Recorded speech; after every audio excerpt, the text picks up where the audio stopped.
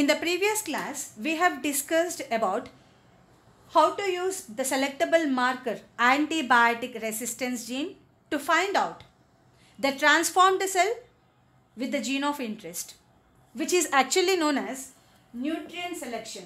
So what is nutrient selection is growing the bacterial cells in cultured medium and then testing with the antibiotics. So such process is a nutrient selection. Now nutrient selection is very complex and a cumbersome process.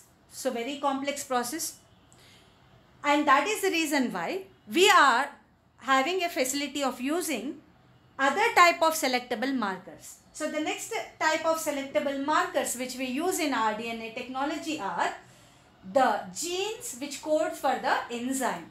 First selectable marker is the genes which are antibiotic resistance genes. The second type of selectable markers which we can use is the genes coding for the enzymes. Now let's understand that process. Now here you can observe this is a PUC vector. This is an artificially constructed plasmid from the University of California. That is why it got the name PUC.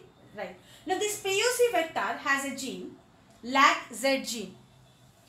LAC-Z gene. You are aware about this Z gene in the molecular biology. The Z gene, after undergoing transcription, translation, what does it produce? It produces the enzyme beta-galactosidase. So this is a LAC-Z gene. After undergoing expression, it produces an enzyme beta-galactosidase. So right.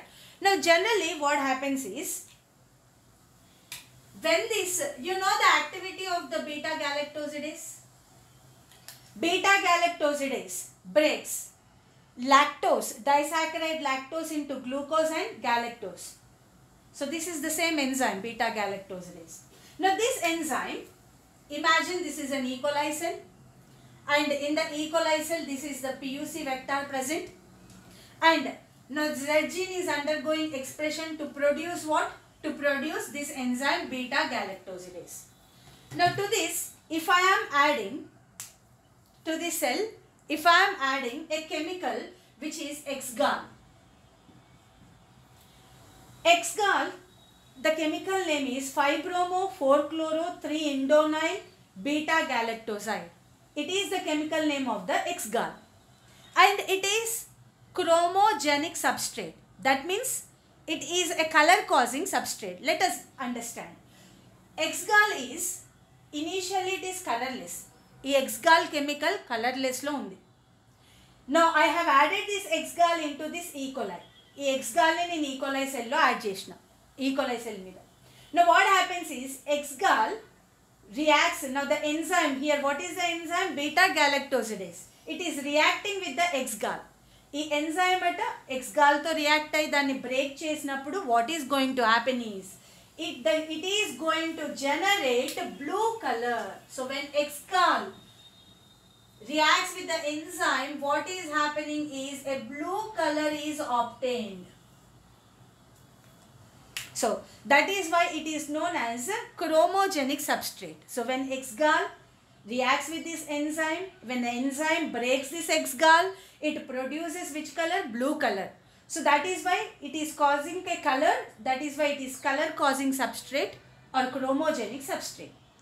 Now what is the use of this is, now we can use this concept to find out whether the transformed cell with the gene of interest is present or not.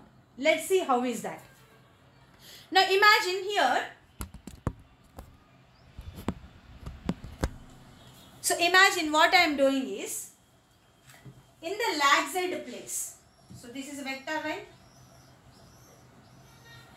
PUC vector, and in the place of LAC-Z, at this place, I am cutting this region, and I am inserting the gene of interest.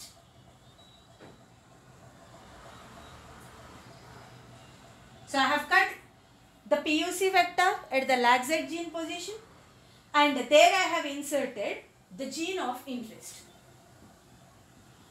Now when I insert the gene of interest, so what happens? Will this PUC vector, could it able to produce, can this LAGZ gene could able to produce the beta galactosidase? The answer is no. Because of the insertion of the gene of interest, the LAGZ has got inactivated. అందుకే ఈ ప్రాసెస్ని insertional inactivation అంటున్నాం. Gene of interest insert చేయడం వల్ల ఇక్కడ ఏమైంది, lacZ activity పోయింది. It lost it the inactivate అయిపోయింది lacZ gene. It lost the activity. So that means what, because of the insertion of the gene of interest, the what got inactivated, LAGZ gene got inactivated. Now can this kind of the vector could able to produce the enzyme? The answer would be no. So let's see. Now here you can see the two cases.